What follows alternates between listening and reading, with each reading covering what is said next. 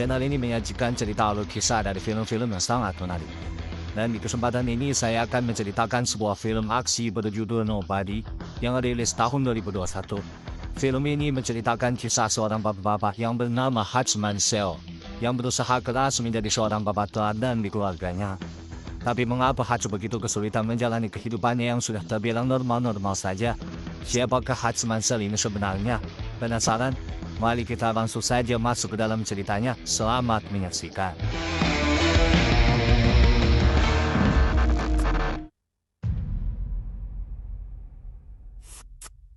Cerita ini berawal dari kisah si Hutch yang tenggelam di dalam rutinitasnya. Walaupun kehidupannya sudah mapan tanpa kekhawatiran, tetapi tampak Hutch tidak bahagia dan terdapat perang batin di dalam dirinya. Rutinitasnya terus berulang tanpa ada apa-apa. Sampai tiba-tiba sesuatu terjadi, rumahnya si Hutch kemalingan. Si Hutch berniat menghentikan malingnya pelan-pelan, tapi ketahuan, dan si Hutch pun dirampok. Tiba-tiba malingnya diterjang dan dikatakan sama anaknya si Hutch. Melihat itu si Hutch hampir aja mau kebokin malingnya, tapi entah kenapa dia berhenti dan menyuruh anaknya melepaskan malingnya. Akhirnya para maling itu pun pergi membawa batang curiannya. Anaknya pun kecewa karena ayahnya malah melepaskan maling-maling tersebut. Atas kejadian tersebut, Hutch pun galau karena hampir saja keluarganya celaka. Walaupun gundah gulana Hutch berusaha kembali ke rutinitasnya, tetapi saat hendak berangkat kerja, si Hutch dikomennya lagi sama tetangganya. Katanya kalau yang kembalikan itu rumahnya, pasti dia tidak akan diam saja. Begitu pula di tempat kerjanya. Hutch bertemu dengan adik iparnya yang bernama Charlie. Si Hutch dibilang cemen sama si Charlie karena Hutch tidak berbuat apa-apa. Ini membuat Hutch makin frustasi. Charlie lalu memberikan pistol pada Hutch dan menyuruh Hutch menyimpannya untuk berjaga-jaga. Setelah itu Hutch bertemu pemilik kantornya bekerja, yang juga merupakan mertuanya yang bernama Eddie. Mereka berbincang sedikit tentang Hutch yang ingin membeli kantor tersebut supaya Eddie bisa pensiun. Di akhir percakapan, Eddie mendukung soal keputusan Hutch yang tidak gegabah saat kemalingan. Di dalam ruangannya, Hutch mengobrol melalui saluran aman radio dengan seseorang yang terdengar cukup akrab dengannya, yang ternyata orang tersebut sudah tahu soal kejadian semalam. Hutch akhirnya menceritakan kejadiannya. Ternyata, Hutch tidak jadi kebokin malingnya karena Hutch dapat melihat pistol yang ditodongkan kepadanya tidak ada pelurunya, yang membuat Hutch mengerti kalau malingnya mungkin hanyalah orang-orang yang gegabah. Tapi tetap saja, kejadian itu mengganggu pikirannya, karena Hutch tidak berbuat banyak saat keluarganya dalam bahaya. Sebelum pulang ke rumah, Hutch pergi ke sebuah panti jompo untuk mengunjungi ayahnya, yang ternyata adalah seorang pensiunan polisi. Hutch menceritakan kejadian kemalingan yang dialaminya. Walaupun berusaha menutupi, ayahnya dapat melihat kalau si Hutch sedang tidak baik-baik saja, dan berkata kalau Hutch yang dulu pasti akan mengambil tindakan yang berbeda. Sesampainya di rumah, anaknya Hutch yang paling kecil lapor kalau sepertinya gelang kesayangannya terbawa maling kemarin.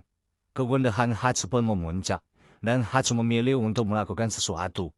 Ia kembali ke tempat bapaknya untuk mengambil rencana dan pistol bapaknya. Bapaknya memergoki, tapi lalu mempersilahkan keputusan anaknya. Hutch lalu bergegas naik busway ke tempat-tempat tato untuk mencari info tentang malingnya. Karena saat kemalingan, si Hutch sadar kalau malingnya punya sebuah tato di tangannya. Akhirnya sampailah si Hutch di sebuah tato yang dimiliki Pak Budi. Seorang aki-aki veteran militer yang lagi duduk di situ sadar kalau rencana yang ditunjukkan Hutch sudah kadaluarsa. Pak Budi pun mengancam mau mukulin si Hutch. Hutch membalasnya dengan mencoba bernegosiasi. Saat negosiasi, veteran perang tadi melihat tato di pergelangan tangan Hutch. Melihat tato tersebut, dia seakan mengenali sosok Hutch. Seakan Hutch juga sudah terkenal di kalangan militer. Aki-aki itu pun merinding goyang dan langsung angkat kaki dari situ.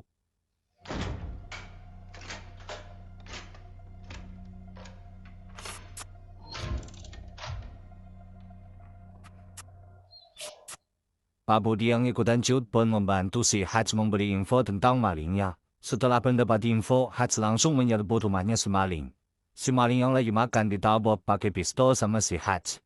Hutch yang amarahnya udah diubah-ubah meminta gelang kesayangan anaknya sambil menodongkan senjata. Tiba-tiba ada suara bayi menangis. Ternyata maling-maling tersebut adalah sepasang pasutri muda yang memiliki balita yang membutuhkan bantuan khusus. Hatch pun pergi dari situ sambil frustasi. Saking frustasinya tembok yang gak salah apa-apa dipukulin sama dia sampai tangannya berdarah. Di jalan pulang tiba-tiba bakso yang ditupangi Hatch dinaiki sama beberapa berandalan. Pada berandalan itu mengganggu seorang penumpang wanita. Hatch pun memutuskan akan bertindak. Di sisi lain dia merasa akhirnya ada tempat pelampiasan amarahnya. Walaupun memiliki pistol, Hatch memilih membuang pistolnya dan hendak menghajar pada berandalan tersebut dengan tangan kosong. I'm gonna fuck you. Pukulan demi pukulan ia terima, tapi semua tak sebanding dengan keberingasannya si Hatch memukuli pada berandalan tersebut.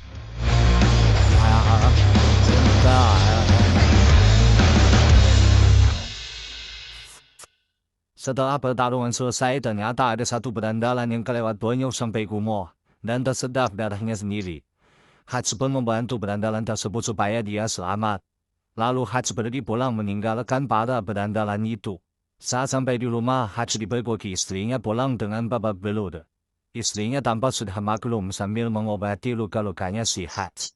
Menandakan hal-hal seperti itu dulu pernah mereka lalui bersama. Di sebuah klub malam, ada seorang aki-aki yang doyan dugem bernama Yulian Kuznetsov. Walaupun doyannya berjoget ria, tapi dia sebenarnya adalah bos salah satu kelompok mafia. Aksinya berjoget dipandang rendah oleh anggota mafia lainnya.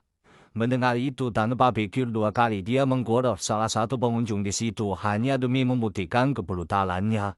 Melihat itu pun para anggota mafia tadi langsung menarik kata-kata yang telah mereka lontarkan. Saat sedang berpesta di klub miliknya itu, Yulian dapat telepon penting dari sebuah rumah sakit. Nah, ingatkan bocah yang tadi ditolongin sama si Hatch walaupun dikebukin. Dia sekarang mau di rumah sakit. Dan dia ternyata adalah adiknya Yulian. Yulian kesel banget adiknya bonyok. Lalu Yulian gebukin teman-teman adiknya sambil nanya siapa yang lakuin ini semua. Dan nanya di mana cara nemuin pakunya. Ternyata salah satu berandalannya nemuin kartu baswenya si Hatch. Dari situ Yulian udah megang identitasnya si Hatch. Selanjutnya cerita kembali berfokus pada Hatch. Hatch seneng banget karena akhirnya dia sudah bertindak dengan benar. Dia bahkan memuji anaknya pada upayanya berhenti maling. Sesaat setelahnya Hatch dapat telepon dari orang yang di radio. Orang itu mewanti-wanti Hatch kalau berandalan yang dipukulin si Hatch punya koneksi orang kebiasa. Kalau nggak percaya tanya aja ke tukang cukur katanya. Hatch selalu datang ke tukang cukur. Ternyata tukang cukur yang dimaksud bukanlah tukang cukur garut biasa. Tukang cukur ini ternyata super tahu akan segalanya. Dia bahkan tahu kalau Hatch akan datang kepadanya. Tukang cukur itu lalu menjelaskan siapa sosok Yulian sebenarnya. Di sini kita jadi tahu lebih dalam soal Yulian. Yulian ini adalah seseorang yang sangat berbahaya. Yulian adalah seorang bos mafia yang lagi punya kerjaan jagain aliran duit sindikat mafia lainnya. Dia bertugas jagain duit-duit itu dengan upah dia dapat timbalan duit dari sana. Walaupun sebenarnya, dia pengen tugasnya cepat selesai karena dia pengennya pensiun. Tukang cukur juga menjelaskan kalau si Yulian lagi nyariin si Hatch. Dan harus dapat karena kalau enggak nanti pamornya di sindikat mafia turun dan Yulian bisa kehilangan upahnya. Seorang hacker anak buahnya Yulian yang kita sebut saja Juminteng. Udah nemuin data-data yang berkaitan dengan kartu baswe tadi. Kartu baswe tadi ternyata punya ayahnya si Hatch. Dan data yang ditemukan menjelaskan kalau si Hatch adalah orang biasa-biasa saja. Yulian gak percaya dan nyuruh anak buahnya telusuri lagi. Juminteng akhirnya telusuri lebih jauh lagi sampai ke pusat data negara. Setelah ditemukan ternyata Hatch ini punya masa lalu yang sangat kelam dan kejam. Juminteng auto kena mental dan langsung mengundurkan diri saat itu juga. Sedangkan Yulian yang tahu itu semua hanya sedikit terganggu dan menelpon anak buahnya yang lain untuk tetap menangkap si Hatch. Hatch yang telah mengetahui tentang Yulian mulai khawatir tentang keselamatan keluarganya karena dia berhadapan dengan mafia. Dia mencoba mengajak keluarganya berlibur ke luar negeri ke tempat yang lebih aman, tapi ternyata sudah terlambat. Rumahnya didatangi anggota mafia bersenjata anak buahnya Yulian. Hatch bergegas menyuruh keluarganya bersembunyi di basement rahasia miliknya.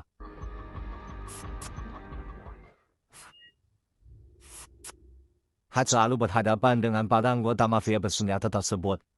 Dengan sengitnya Hatch menandingi pada anggota mafia tersebut seorang diri.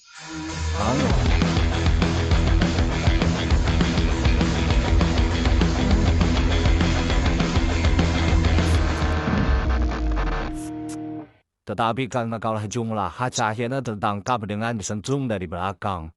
Hatch lalu dibawa pada anggota mafia yang tersisa dengan mobil. Tetapi di jalan, dengan kecerdikannya, Hatch mampu membuat kewalahan seisi mobil tersebut sampai membuat mobil itu kecelakaan terbalik dan mafianya mati semua. Ketika keluar dari mobil, ternyata salah satu anggota mafia tersebut masih hidup dan bertanya pada Hatch siapa dia sebenarnya. Hatch akhirnya memberitahu kalau dia dulunya bekerja untuk negara, tapi baru setengah cerita ternyata anggota mafianya udah keburu koin. Hatch bergegas pulang untuk ngeluarin keluarganya dari basement tempat mereka berlindung. Keluarganya kaget betapa kacau balaunya keadaan rumah mereka. Hatch selalu meminta istrinya membawa keluarganya ke tempat aman untuk sementara. Istrinya bertanya, ada apa ini semua? Hatch menjelaskan bahwa keadaan ini adalah karena dirinya. Namun ia berjanji akan menuntaskannya dan berjanji semua akan aman kembali. Istrinya menerima hal itu dan meminta Hatch untuk berhati-hati. Istrinya lalu pergi membawa anak-anaknya. Hatch bersiap membekali dirinya dengan emas yang sepertinya penghasilannya di masa lalu. Dengan pada anggota mafia yang tersisa tadi, sembari membersihkan barang-barang di tempat kejadian perkara, Hatch bercerita sedikit pada anggota mafia yang masih hidup tentang alasan dia pensiun dari masa lalunya.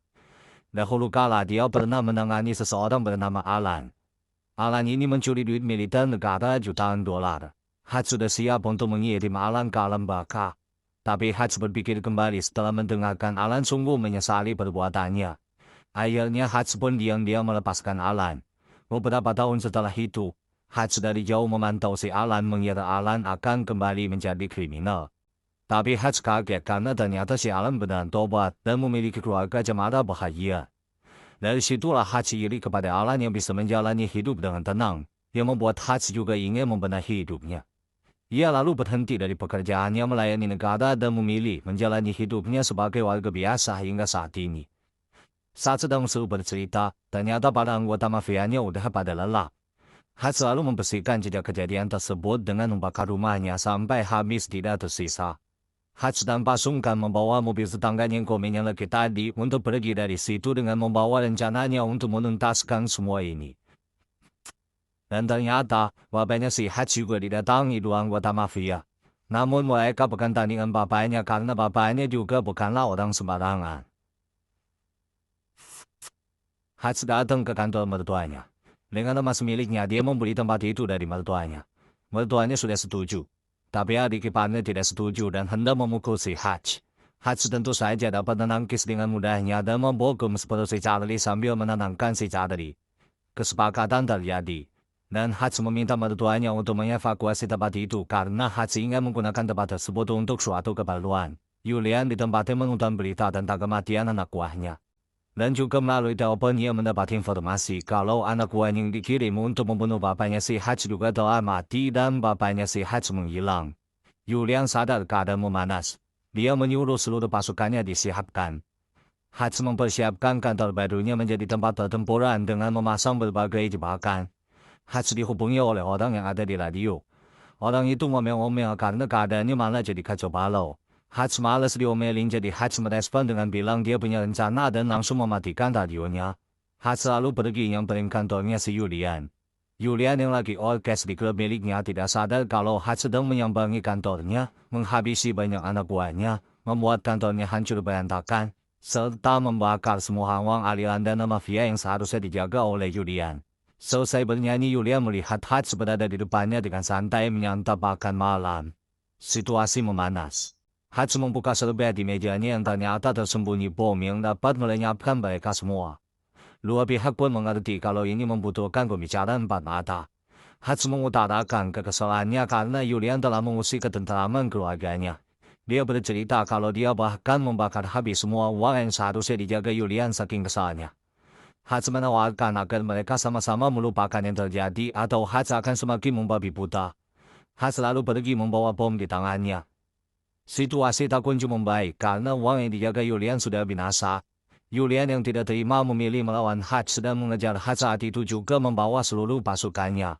Aksi kejar-kejaran pun terjadi. Ratusan peluru dilontarkan pada Hats tapi tidak dapat menandingi ketangkasan Hats berkendara. Hats lalu menggiring mereka semua ke kantor yang telah dipersiapkan sebelumnya. Pada mafia yang termakan umpan mengikuti Hats ke tempat tersebut. Belum sempat Hats masuk ke dalam, aksi tembak menembak sudah terjadi. Hats yang sedang diberodol senjata tiba-tiba mendapat pertolongan dari seorang dari jendela atas kantor. Orang tersebut ternyata adalah orang yang ada di radio, yang ternyata juga adalah anak angkat ayahnya yang sudah Hats anggap sebagai adiknya sendiri. Pertempuran sengit pun terjadi. Siapa sangka ternyata ayahnya si Hats juga hadir membantu. Persatuan mereka bertiga tidak dapat tertandingi lagi. Puluhan pasukan dapat mereka bagaikan kuman. Jebakan demi jebakan yang telah dipersiapkan Hats juga turut melumat pada anggota mafia itu. Pertempuran terus berlanjut dengan kemenangan yang hampir pasti. Tiba-tiba adiknya Hats tertembak dan peluru mereka bertiga habis. Julian yang tersisa sendirian menodongkan senjata ke mereka. Hats yang punya akal cerdik menempelkan bom pada kaca pabrikan di peluru.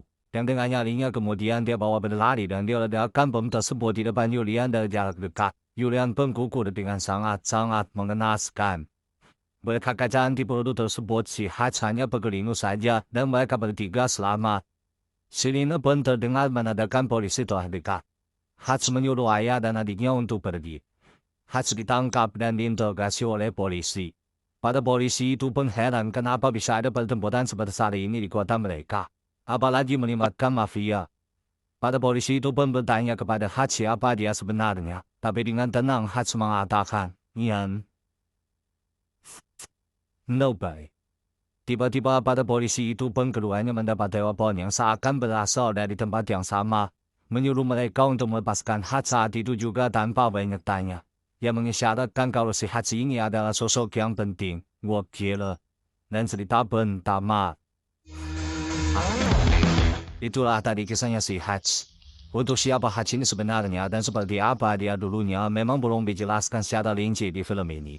Karena di akhir film masih ada adegan di mana Hats yang sedang bersama istrinya mendapat telepon tak dikenal yang sepertinya dari tempat dia dulu bekerja. Menandakan mungkin akan ada film lanjutan yang akan menjelaskan lebih rinci siapa Hats sebenarnya.